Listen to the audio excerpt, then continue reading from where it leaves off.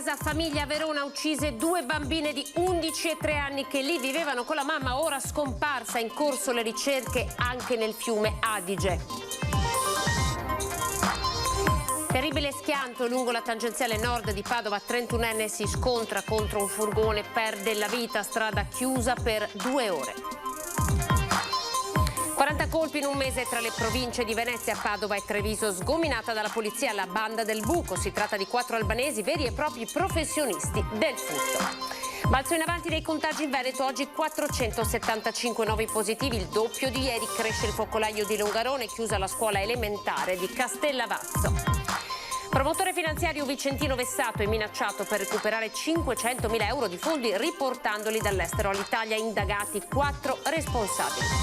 E scontro politico sulla cittadinanza onoraria concessa ad Anguillara Veneta al presidente del Brasile Bolsonaro. Il sindaco, un omaggio a tutti gli emigranti, le opposizioni pensano ad un referendum. Ex base NATO di Cimagrappa, avviata oggi la demolizione dell'edificio, primo passo per far tornare la montagna al suo aspetto naturale. Ben ritrovati, buonasera. In apertura di questa edizione del TG Veneto, una tragedia forse familiare che ci porta a Verona, in quartiere San Pancrazio, dove in una casa alloggio sono state trovate senza vita questa mattina 2 bambine di 11 e 3 anni. Intanto si sta cercando la mamma, una donna cingalese. I dettagli.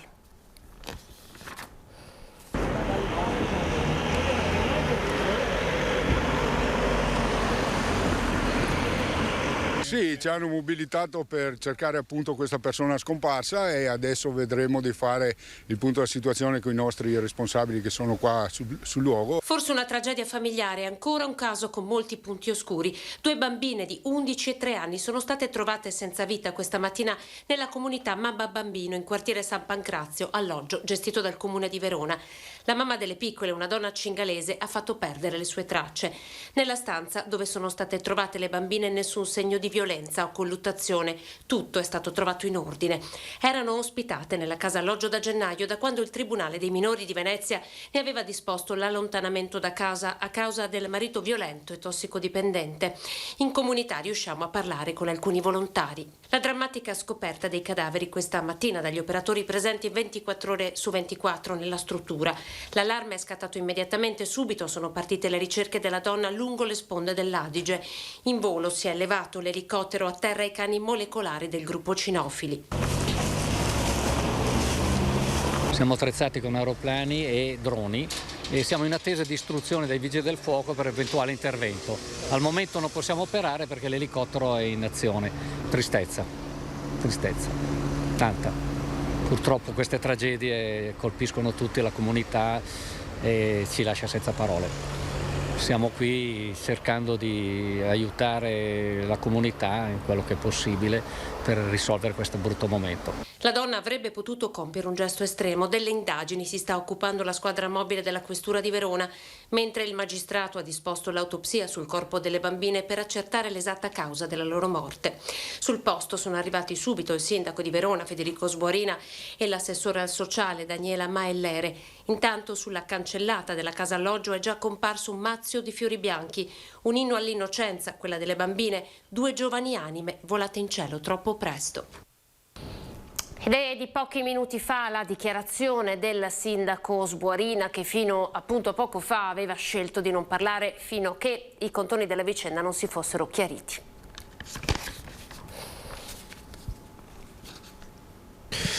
Quello che è successo questa mattina qui a Verona, in una casa accoglienza del comune, è una tragedia che è inspiegabile ed è incommensurabile.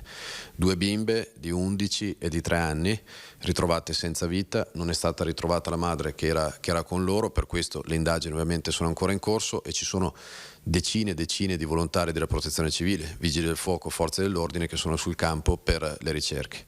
Dicevo, una tragedia incommensurabile che lascia sotto shock una comunità e una città intera.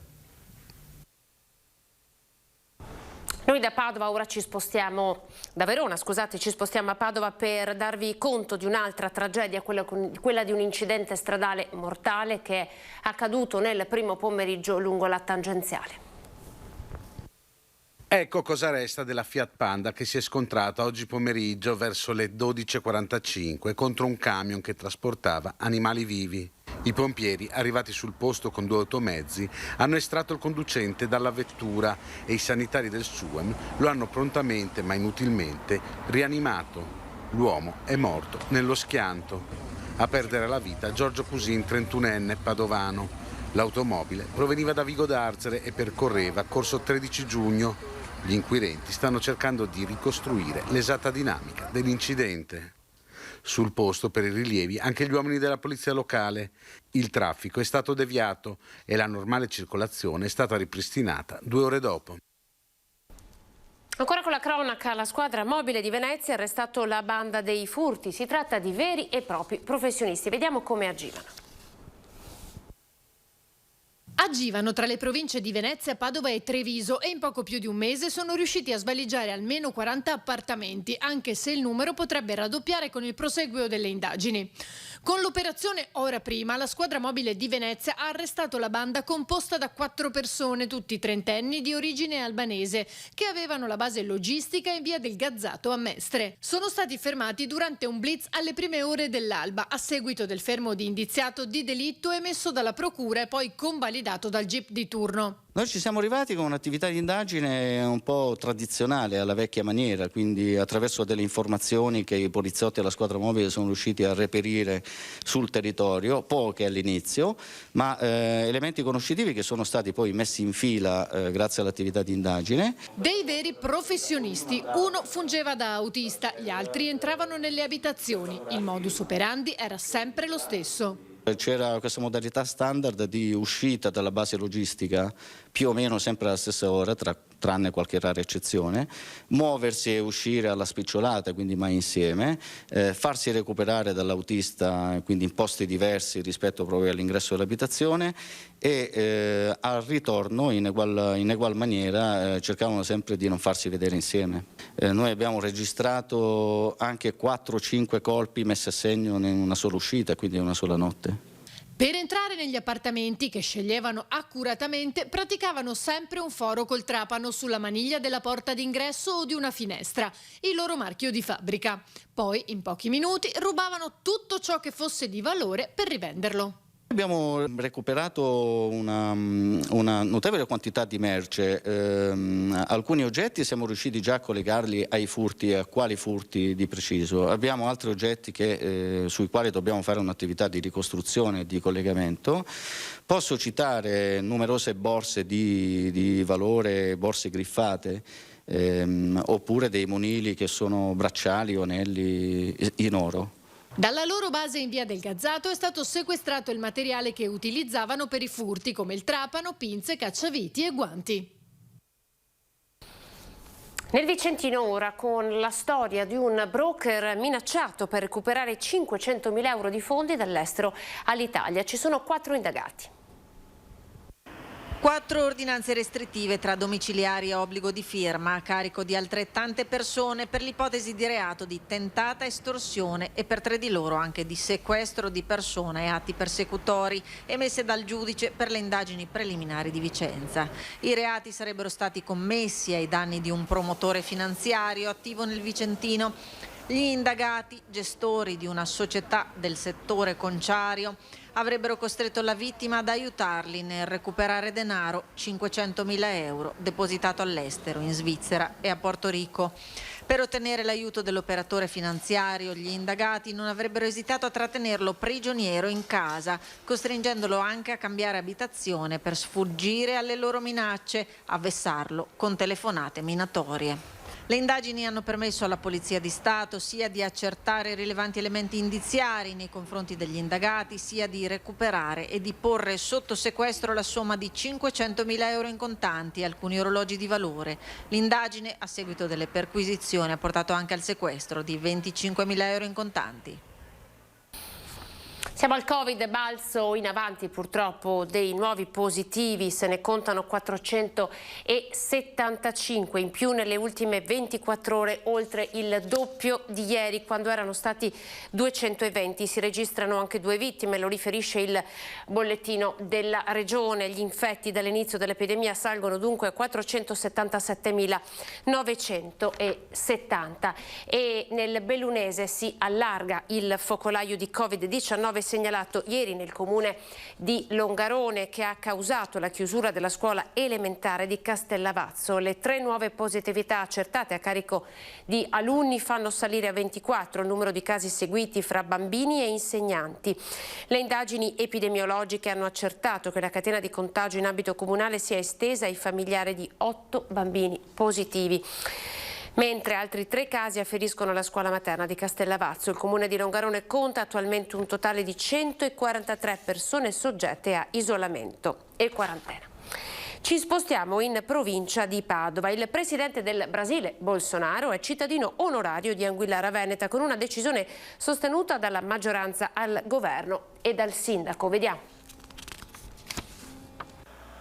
È terra di Bolsonaro con la Z, Anguillara Veneta. Nel corso del Consiglio Comunale di lunedì 25 ottobre, questo paese di 4.000 anime, lembo di pianura veneta e confini tra Padova e Rovigo, ha conferito la cittadinanza onoraria a Jair Messias Bolsonaro, il presidente del Brasile. Riunione tesissima quella di lunedì, con un consigliere di minoranza che lascia l'aula e alla fine il voto dei 9 consiglieri di maggioranza, sindaco in testa, che ci spiega le motivazioni. Più, anzi, di 1.000 abitanti di Anguillara sono emigrati verso il Brasile, tra cui anche i parenti discendenti diretti del presidente Bolsonaro. Noi ieri abbiamo riconosciuto la cittadinanza di fatto onoraria al presidente, ma non è così. Noi abbiamo riconosciuto la cittadinanza onoraria a un paese, abbiamo riconosciuto la cittadinanza onoraria al Brasile. Terra d'emigrazione Anguillara Veneta. Da qui nel 1888 partirono gli avi del presidente del Brasile, in particolare il trisavolo Vittorio Bolsonaro. Sono partiti con la famiglia nel 1888. Lui era ancora bambino e sono arrivati nella terra del Brasile e pian piano ovviamente hanno sviluppato la loro discendenza, la loro famiglia, fino ad arrivare a dare i natali anche al presidente attuale Bolsonaro. Non ci sta la minoranza, pronta a continuare la battaglia su una scelta contraria alla Costituzione, dice. La cittadinanza è la massima onorificenza che un comune può dare a una persona e la dà elevandolo a modello di una comunità. Quindi non si sta elevando qui gli immigrati italiani in Brasile. La delibera dice che stiamo elevando a modello di questa comunità Bolsonaro. E ripeto, come possiamo prendere a modello una persona di sinistra, di destra, di non si sa che corrente politica, che si mette apertamente in contrasto con i principi della Costituzione? È qualcosa che a noi lascia allibiti francamente. Un presidente controverso Bolsonaro, ma il sindaco Buoso si dichiara pronto a farsi voce dei più deboli. Ad Anguillara Veneta, il presidente del Brasile in Italia fino a ottobre per il G20 a Roma, sarebbe atteso per il 1° novembre. La minoranza è decisa a non mollare. Ci troveremo in questi giorni con le varie forze democratiche di sinistra, centro e destra per discutere quali sono gli strumenti istituzionali che ci permettano se non altro di rimediare a quello che per noi è un sopruso, trovare un modo corretto, ovviamente non violento perché noi siamo contro la violenza assolutamente, ma un modo istituzionale, democratico per far rinsavire, io dico a questo punto rinsavire l'amministrazione e farla tornare sui suoi passi. Ma chiamerete i cittadini ad esprimersi? È quello che avrebbero dovuto fare loro. Un nuovo allarme riguarda i giovanissimi. Sono sempre di più i comuni nelle scuole della Marca, dunque siamo nel Trevigiano, in cui si riscontrano atti di emulazione della contestata serie Squid Game. C'è stato addirittura un episodio di violenza in una classe delle elementari. L'appello arriva dal sindaco di Treviso, Mario Conte. L'appello che faccio è quello di collaborare, di interessarsi nei confronti dei propri figli, perché certe situazioni fanno male soprattutto a loro e anche a quei compagni di classe che magari sono vittima di violenza, come purtroppo è successo. Non è un episodio isolato quello avvenuto pochi giorni fa in una scuola elementare del centro, dove un bimbo, dopo aver perso una sfida, è stato picchiato dai compagni di scuola. Preso a botte, è stata inscenata anche un'uccisione, il gesto della pistola fatto con le mani, un rituale che ricalca quello presente in Squid Game, la serie Netflix che sta spopolando tra i più giovani, seppure vietata ai minori di 14 anni.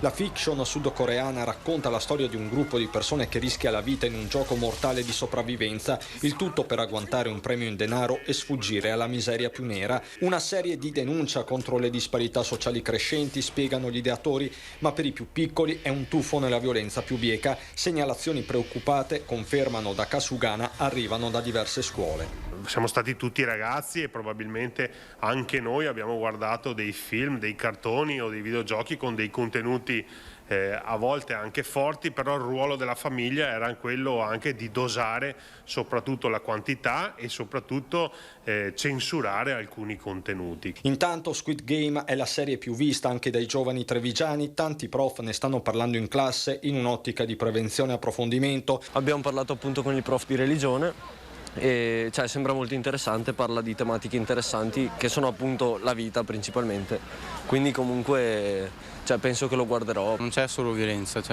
sono diversi punti di vista ovviamente. L'importante è che qualcuno però faccia riflettere. Sì, l'importante sì, perché guardiamo solo la violenza, ovviamente ce n'è tanta in questa serie, però ci sono anche delle tematiche importanti. È vero che se una persona non è abituata può essere un po' violento, ma io non ho visto cose di chissà troppo violento che vedi magari in altri film tipo Rambo o John Wick, ma sempre là, stesso livello, meno violenti.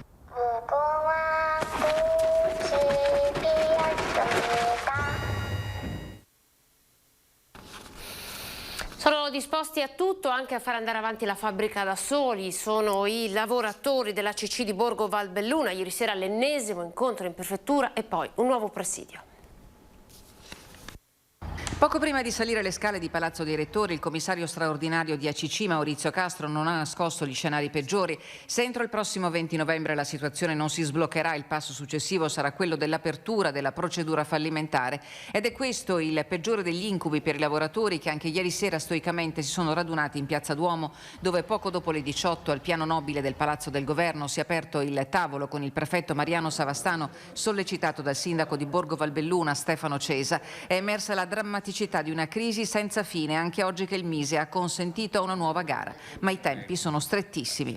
Entro il 20 di novembre il commissario deve individuare un possibile nuovo acquirente e quindi una manifestazione di interesse che consentirebbe poi di aprire la vera e propria gara con un prolungamento. E quindi i tempi sono strettissimi, sappiamo che la gara internazionale è andata deserta, quindi sappiamo quanto complicato e difficile sarà per il commissario individuare nuovi acquirenti.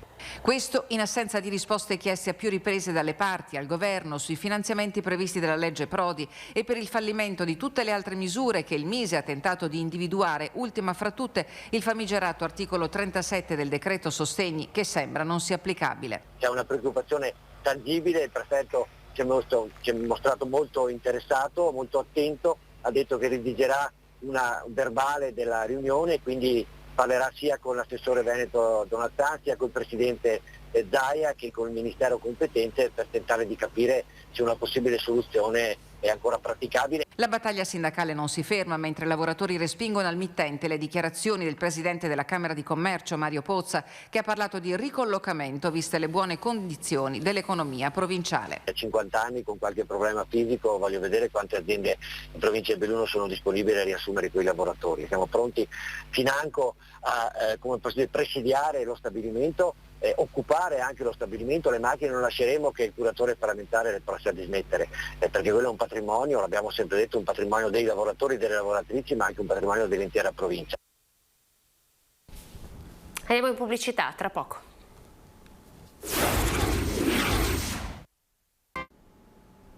Ben ritrovati con il TG del Veneto, saliamo sul Monte Grappa dove oggi è stata demolita l'ex base NATO, una giornata storica, un intervento atteso da anni.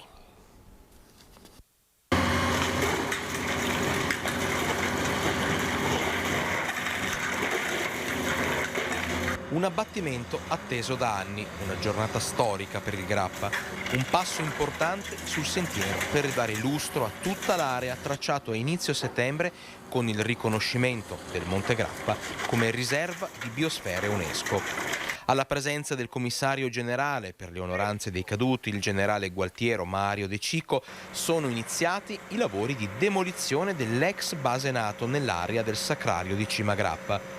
L'obiettivo è quello di ridare alla montagna un aspetto fiero e incontaminato. Questo abbattimento per noi significa restituire decoro e dignità all'area sacra, quindi ripristinare l'aspetto originale di quando è stato costruito il Sacrario negli anni 30 e soprattutto si restituisce alle comunità locali la montagna nel suo naturale stato originale. Inizialmente previsti per i primi mesi del 2022, i lavori di abbattimento hanno subito un'accelerata grazie anche all'intervento della Regione Veneto.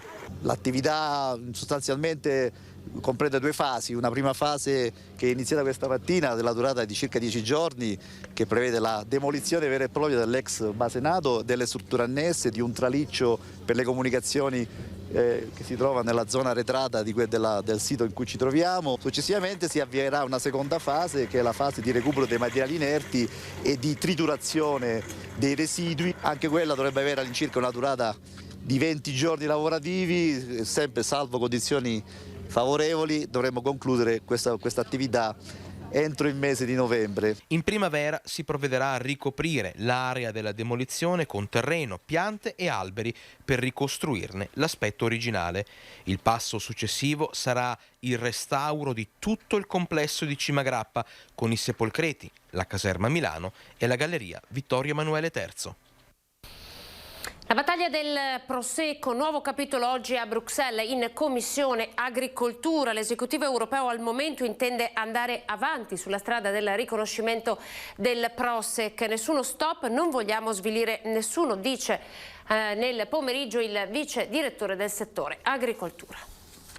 Vogliamo trovare una soluzione equa per il Prosec senza svilire il Prosecco, così il vice direttore per l'agricoltura Michel Scannell in Commissione Agricoltura all'Europarlamento ha illustrato nel pomeriggio la posizione dell'esecutivo relativamente all'istanza di riconoscimento croata. La Commissione ha semplicemente ritenuto la domanda ammissibile, non ha riconosciuto la denominazione come invece molti credono. Il Prosecco è uno dei migliori esempi di DOP a livello europeo, le parole di Scannell, che ha anche ammesso come i due termini siano simili e come la partita resti comunque aperta in attesa delle osservazioni di governi e produttori. A ribadire la linea italiana è stato tra gli altri l'europarlamentare dell'SVP Herbert Dorfmann. Noi abbiamo voluto sottolineare con il dibattito in Commissione Agricoltura oggi la nostra posizione, che tra l'altro è stata sposata anche dai colleghi non italiani. Il problema secondo me è un altro, il problema è che il consumatore in giro per il mondo, e non dimentichiamoci che il nome Prosecco non è conosciuto solo in Italia o solo in Europa, è conosciuto in tutto il mondo, che un consumatore in Giappone piuttosto che in Cina potrebbe pensare che una bottiglia di Prosecco croato abbia a che vedere con il Prosecco che provenga dalla stessa zona, e questo è assolutamente falso. Insomma, la linea della Commissione europea non è quella di stoppare l'iter, ma di valutare tutti gli interessi in gioco, una posizione che potrebbe portare a una stagione di alta tensione. Se la Commissione dovesse decidere a favore del Prosecco, sono convinto che la decisione finale verrà presa nei tribunali e non dalla Commissione. Io sono convinto che questo è anche un dovere probabilmente dei produttori del Prosecco di andare fino in fondo su questa questione, però spero veramente che non si arrivi fino a questo punto. A scuola si studierà la storia e la cultura del Veneto, perché il presidente della regione Luca Zaia ha sottoscritto insieme al direttore generale dell'ufficio scolastico regionale, la dottoressa Carmela Palumbo, un protocollo d'intesa per lo sviluppo delle competenze degli studenti delle scuole di ogni ordine e grado in materia appunto di storia e cultura veneta e di storia dell'emigrazione veneta. L'obiettivo dell'accordo è garantire agli studenti una formazione adeguata sulla storia e sulla cultura del territorio mediante azioni mirate. La regione si impegna impegna tra l'altro a realizzare percorsi di formazione rivolti a docenti e studenti. L'ufficio scolastico si impegna invece a progettare iniziative di formazione rivolte sia agli insegnanti che ai ragazzi presso musei, biblioteche, archivi, enti ed istituzioni culturali e di spettacolo del Veneto. È tutto, questa era la nostra ultima notizia, grazie per essere stati in nostra compagnia. Ora le previsioni del tempo. Arrivederci.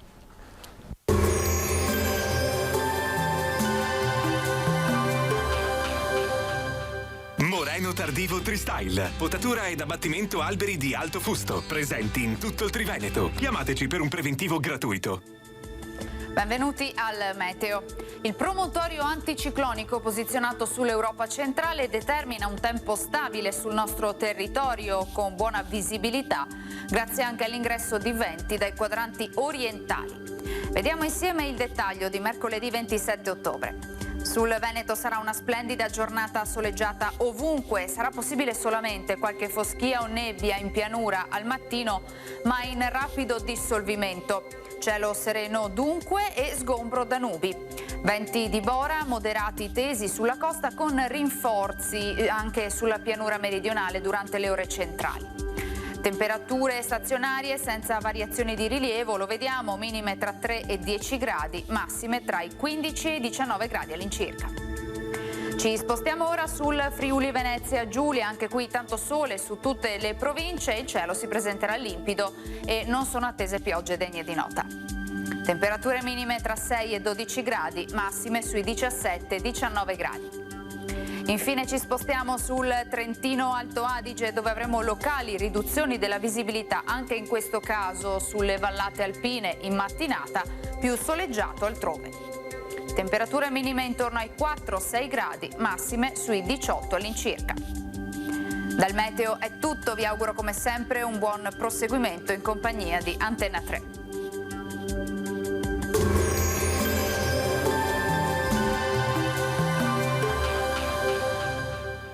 Moreno Tardivo Tristyle, potatura ed abbattimento alberi di alto fusto, presenti in tutto il Triveneto. Chiamateci per un preventivo gratuito.